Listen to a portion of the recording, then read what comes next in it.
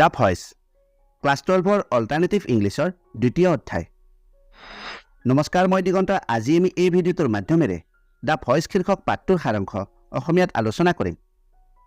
আমাৰ এইটো চেনেলত হাইস্কুল শিক্ষান্ত পৰীক্ষা আৰু উচ্চতৰ মাধ্যমিক চূড়ান্ত পৰীক্ষাৰ বাবে প্ৰয়োজন হোৱা সুপৰিকল্পিত প্ৰস্তুতিৰ বিভিন্ন কৌশল, বিষয় অনুসৰি প্ৰশ্নোত্তৰ, লেচনসমূহৰ সাৰাংশ, শাৰী অনুসাৰে অসমীয়ালৈ অনুবাদ, অধ্যয়ন কৌশল, মডেল প্ৰশ্ন কাকত আদিৰ দৰে বিভিন্ন শৈক্ষিক বিষয়ত বহুতো ভিডিঅ' উপলব্ধ হৈ আছে। তোমালোকে ভিডিঅ'বোৰ চাবা। ভিডিঅ'বোৰ যদি তথ্য সমৃদ্ধ হয় আৰু ইয়াৰ দ্বাৰা উপকৃত হ'লে লাইক আৰু শ্বেয়াৰ কৰিবা। চেনেলটো যদি ছাবস্ক্ৰাইব কৰা নাই, দৰকাৰী আৰু তথ্য সমৃদ্ধ ভিডিঅ'ৰ নটিফিকেশ্যন পাবলৈ চেনেলটো ছাবস্ক্ৰাইব কৰি লোৱা। The voice. ভয়েজ মানে কি? ভয়েজ মানে হ'ল বিশেষকৈ জলপথ, মানে সাগৰৰ মাজেৰে বা মহাকাশৰ মাজেৰে দূৰৰ কোনো ঠাই বা অচিনাকি ঠাইলৈ দীঘলীয়া যাত্ৰা কৰা। পাঠৰ শিৰোনামৰ পৰা বুজিব পাৰি যে এই কাহিনীটো হ'ব কোনো ভ্ৰমণ বা যাত্ৰাৰ কাহিনী। ব'লা এতিয়া সাৰাংশটো আলোচনা কৰোঁ। দ্য ভয়েজ অসমৰ বিশিষ্ট বহুমুখী শিল্পী ভূপেন হাজৰিকাৰ প্ৰতিলিপিবদ্ধ আত্মজীৱনী। মই এটি যাযাবৰৰ পৰা লোৱা এটা উদ্ধৃতি। মই এটি যাযাবৰ হৈছে ভূপেন হাজৰিকাৰ জীৱনৰ লিপিবদ্ধ বিৱৰণ, য'ত তেওঁ 1949 চনত আমেৰিকা যুক্তৰাষ্ট্ৰলৈ যাত্ৰা আৰম্ভ কৰাৰ অভিজ্ঞতা লিপিবদ্ধ কৰিছে। দ্য ভয়েজ শীৰ্ষক উদ্ধৃতিটোৰ আৰম্ভণিতে হাজৰিকাই আমেৰিকালৈ যোৱাৰ বৃত্তি লাভ কৰাৰ পিছত যাত্ৰাৰ বাবে প্ৰস্তুতি চলাইছে। তেওঁ এজন পাষ্টৰ ৰবাৰ্ট ব্ৰাউনৰ নাম লয়, যিয়ে তেওঁৰ গৱেষণাৰ পাঠ্যক্ৰম প্ৰস্তুত কৰিছিল। সেই সময়ত গোপীনাথ বৰদলৈ অসমৰ মুখ্যমন্ত্ৰী আছিল, যিয়ে তেওঁক বহিৰাজ্যত অধ্যয়নৰ বৃত্তি লাভ কৰাত সহায় কৰিছিল। এই যাত্ৰা আৰম্ভ হোৱাৰ সময় আজিৰ তুলনাত যথেষ্ট বেলেগ আছিল, যাৰ বাবে তেওঁৰ স্থল, বায়ু আৰু সাগৰ তিনিওটা ধৰণেৰে যাত্ৰা কৰাৰ অভিজ্ঞতা আছিল। সেইদিনা বিমানবন্দৰলৈ হাজৰিকাৰ মাতৃ পিতৃ কুইন হাজৰিকা, যাক সুদক্ষিণা শৰ্মা নামেৰে জনা যায়, মাহী আৰু সৰু ভায়েক জয়ন্ত হাজৰিকাই তেওঁক বিদায় জনাব আহিছিল। তেওঁৰ এই বিৱৰণীত হাজৰিকাই গুৱাহাটীৰ কাহিকুছি বিমানবন্দৰৰ পৰা, যি বৰ্তমান সময়ত লোকপ্ৰিয় গোপীনাথ বৰদলৈ আন্তঃৰাষ্ট্ৰীয় বিমানবন্দৰ নামেৰে পৰিচিত, যাত্ৰাৰ কথা কৈছে, য'ত তেওঁ এটা সৰু বাধা অতিক্ৰম কৰিছিল।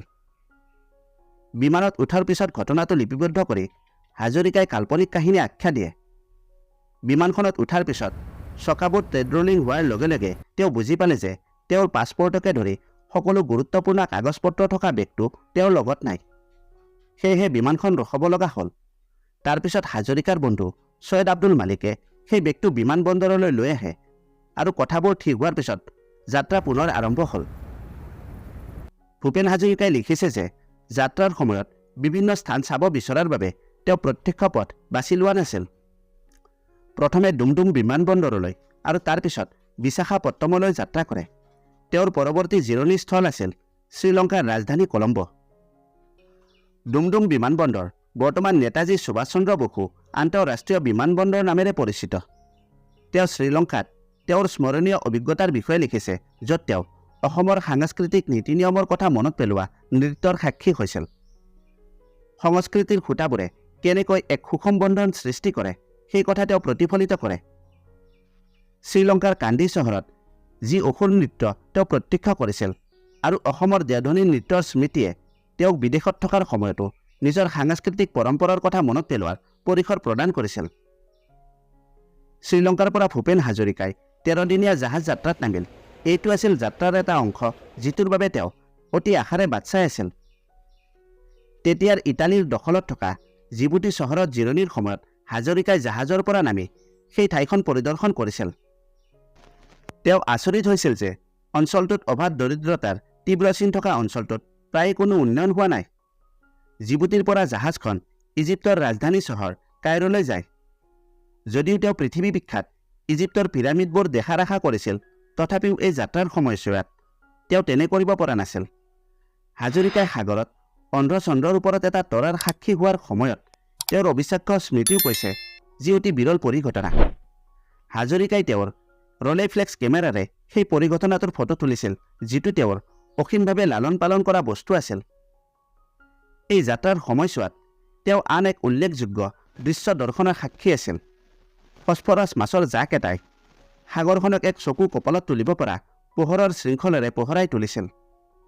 ভূপেন হাজৰিকাৰ যাত্ৰা কেৱল এজন ব্যক্তিৰ নতুন ভূখণ্ডৰ যাত্ৰাৰ বিৱৰণীয়ে নহয়, ই এজন শিল্পীৰ জীৱন, সমাজ আৰু সংস্কৃতিৰ দৃষ্টিভংগীৰ বুৰঞ্জী, যি আমাক সতেজ নতুন দৃষ্টিকোণৰ পৰা বস্তুবোৰ চাবলৈ সক্ষম কৰে। আশা কৰিলোঁ আজি আলোচনা কৰা পাঠটোৰ সাৰাংশ তোমালোকে ভালদৰে বুজিব পাৰিলা। এই পাঠৰ পাঠভিত্তিক প্ৰশ্নৰ উত্তৰ আৰু পৰীক্ষাৰ বাবে দৰকাৰী প্ৰশ্নৰ উত্তৰ আলোচনা কৰা ভিডিঅ' লিংক এই ভিডিঅ'টোৰ ডেছক্ৰিপশ্যনত আছে। ভিডিঅ'টো যদি তথ্য সমৃদ্ধ হৈছে আৰু ইয়াৰ দ্বাৰা উপকৃত হ'লা, তেন্তে নিজৰ বন্ধু বান্ধৱী আৰু সহপাঠীসকলৰ লগত শ্বেয়াৰ কৰিবা আৰু ভিডিঅ'টোৰ বিষয়ে নিজৰ মতামত দিবলৈ নাপাহৰিবা। আজিলৈ ইমানতে এৰিলোঁ। অতি সোনকালে আন এটা আকৰ্ষণীয় বিষয়ৰ সৈতে পুনৰ লগ পাম। ধন্যবাদ।